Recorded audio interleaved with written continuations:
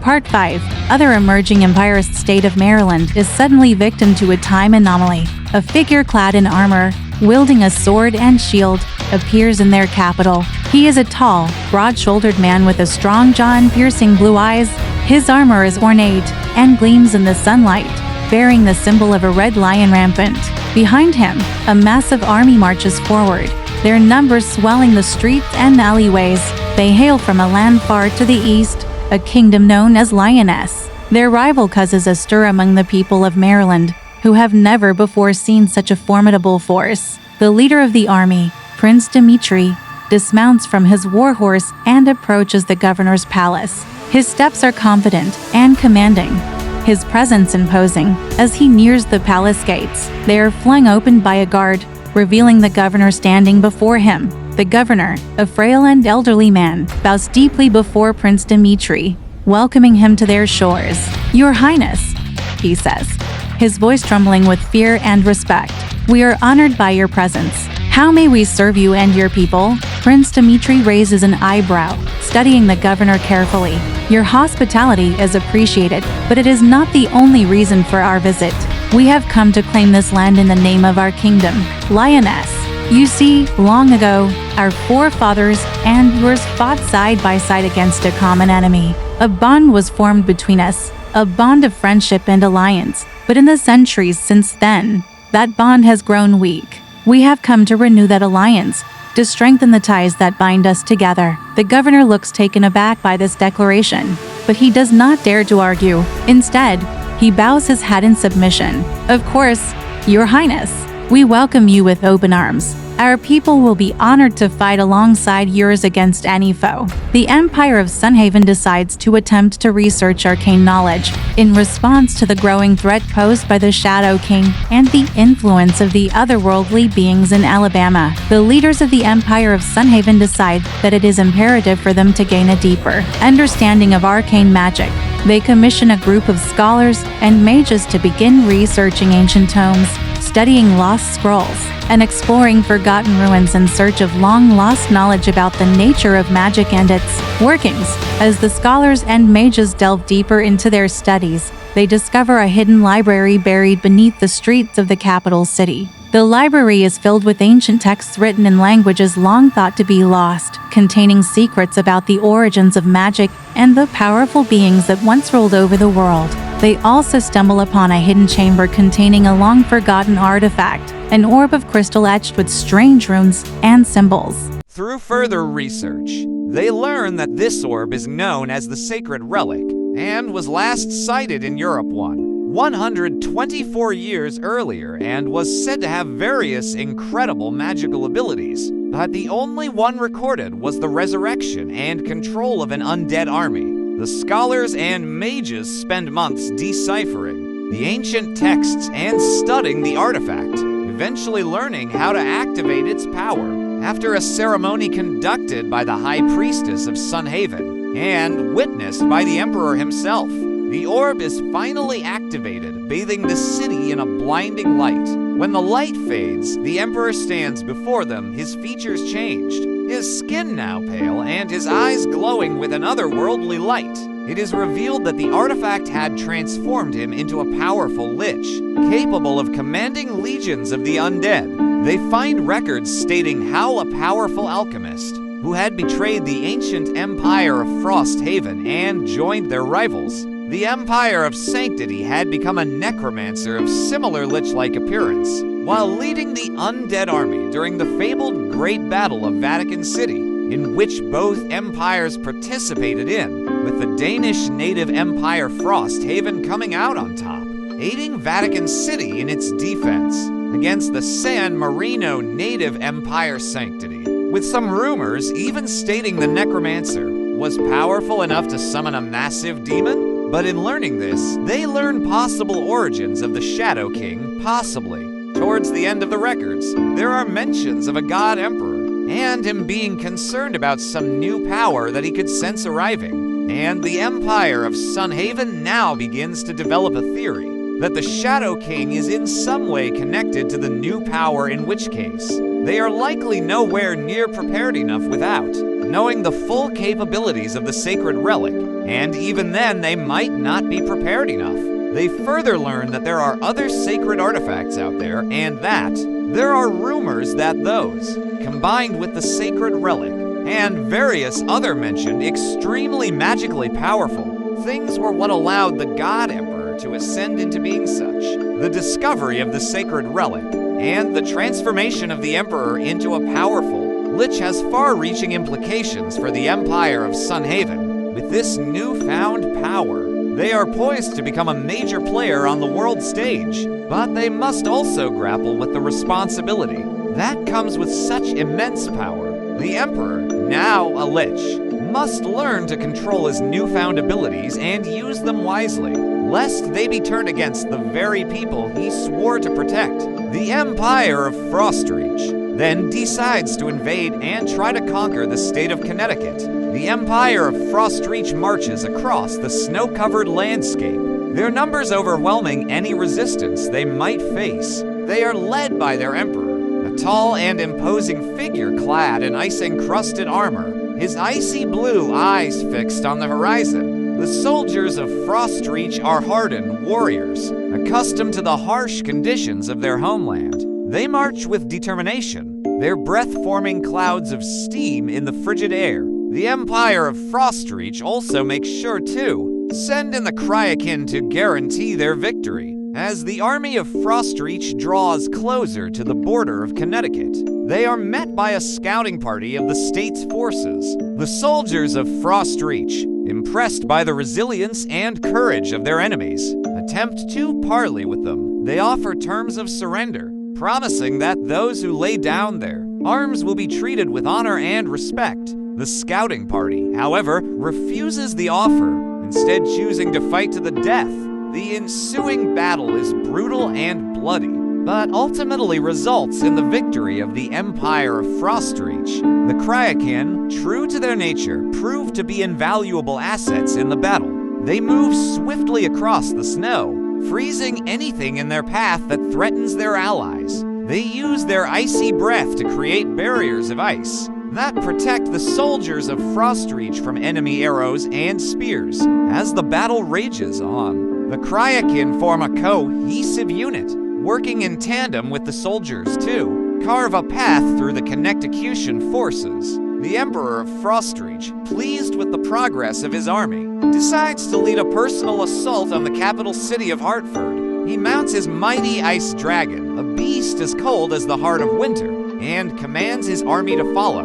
The city of Hartford, unaware of the impending doom, goes about its daily business oblivious to the danger that lies just beyond its gates. The army of Frostreach marches through the snow, their boots crunching on the icy ground. They are a formidable sight, their icy breath-forming clouds in the frigid air, their weapons gleaming with a deathly sheen. As they approach the city walls, they are met by a desperate defense led by Governor L, a seasoned warrior in his own right. The battle rages on 4 hours, with neither side willing to give an inch. The Cryakin, meanwhile, slip past the city gates, infiltrating the city itself. They move stealthily through the streets, freezing anything that moves in their path. They use their icy breath to create a path of destruction, carving a bloody swath through the unprepared civilians. The people of Hartford, caught off guard by the sudden attack, are left scrambling for safety as their homes are reduced to shattered ice and frozen ruins. The battle at the city gates rages on, with the soldiers of Frostreach slowly gaining the upper hand.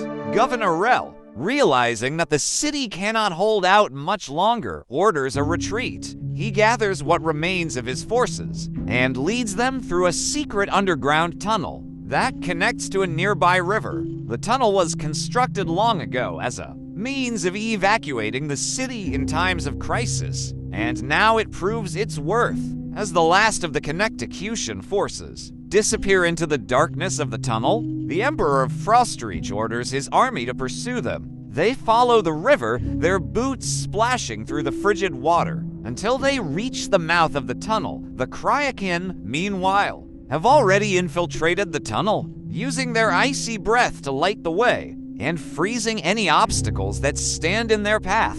The soldiers of Frostreach follow the sounds of battle deeper into the tunnel, eventually emerging into a hidden cavern system beneath the city. The caverns are filled with ice formations of all shapes and sizes, some towering hundreds of feet into the air, their delicate shapes threatened by the flickering torchlight. The Cryakin use their powers to stabilize the formations, ensuring that they don't collapse and bury the retreating forces. The pursuit continues through the labyrinth in tunnels, with the soldiers of Frostreach growing more and more weary from the constant movement and the lack of fresh air. They stumble upon a hidden chamber where Governor Rel and the remaining Connecticution forces have taken refuge. The chamber is lit by flickering candles and filled with the sounds of desperate prayers and weeping. The Cryakin, always cold and unfeeling, stand silently at the back of the chamber, their icy breath misting the air. They watch impassively as the soldiers of Frostreach storm into the chamber,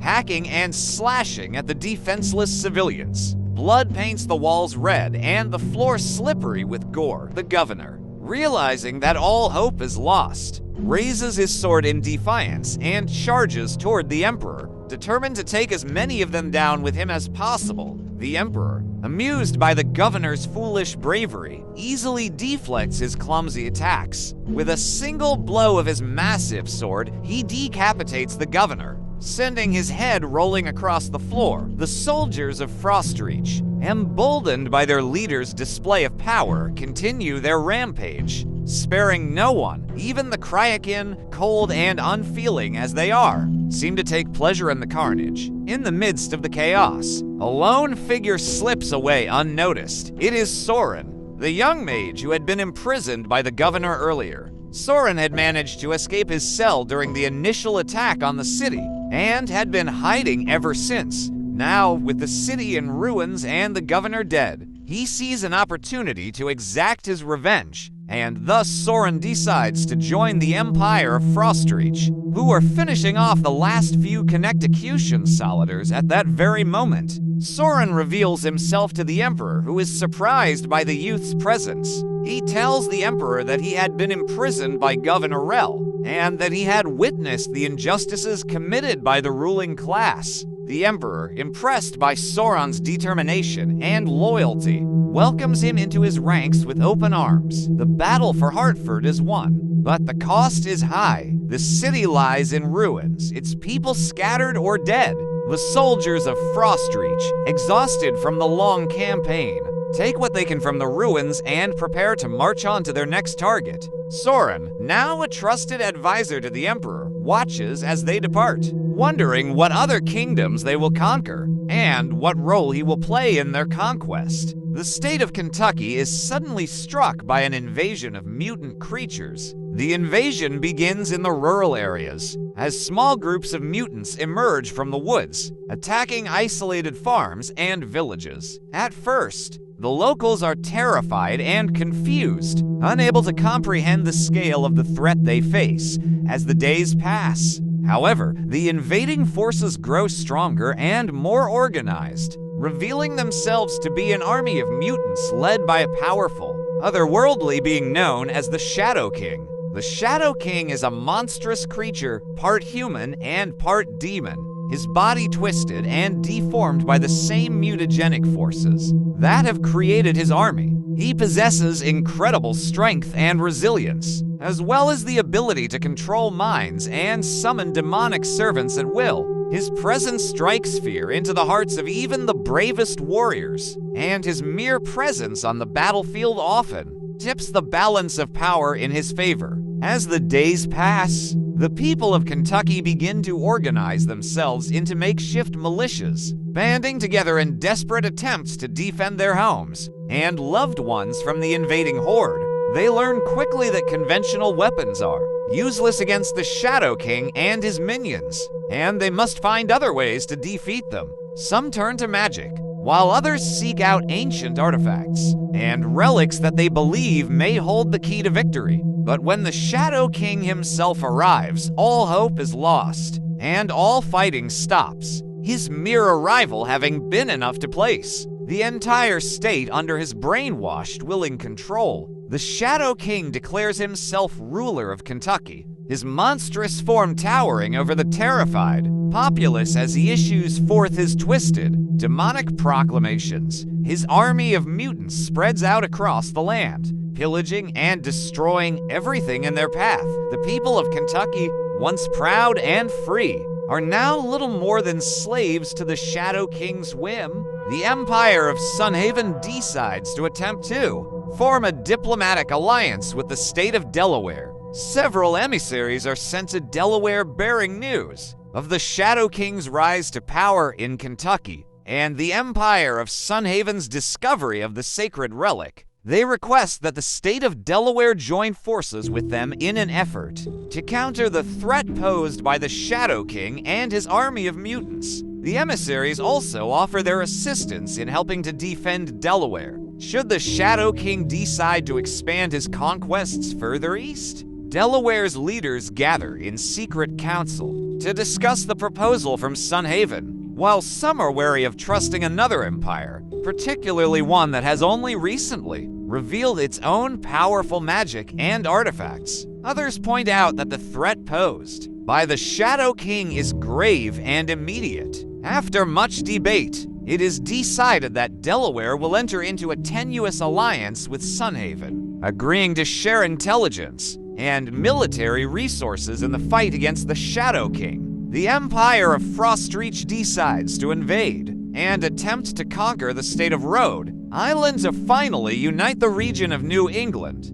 Soren, the young mage who had joined their ranks, is eager to prove his worth and fight alongside them. He trains tirelessly, honing his magical abilities and learning new spells under the guidance of the Emperor's trusted advisors. As they march toward Rhode Island, Soren's skills and courage earn him a place among the elite forces of the Empire. The army of Frostreach crosses the border into Rhode Island, encountering stiff resistance from the local militia. The battle rages on 4 days, with neither side able to gain a decisive advantage. Finally, Soren, seeing an opportunity to make a difference, uses his magic to call down a massive hailstorm upon the enemy forces. The hailstones, as large as a man's fist, pummel the soldiers relentlessly, causing widespread devastation and confusion. The Emperor, impressed by Sauron's display of power and strategic thinking, promotes him to the rank of general with renewed strength and determination. The army of Frostreach presses forward,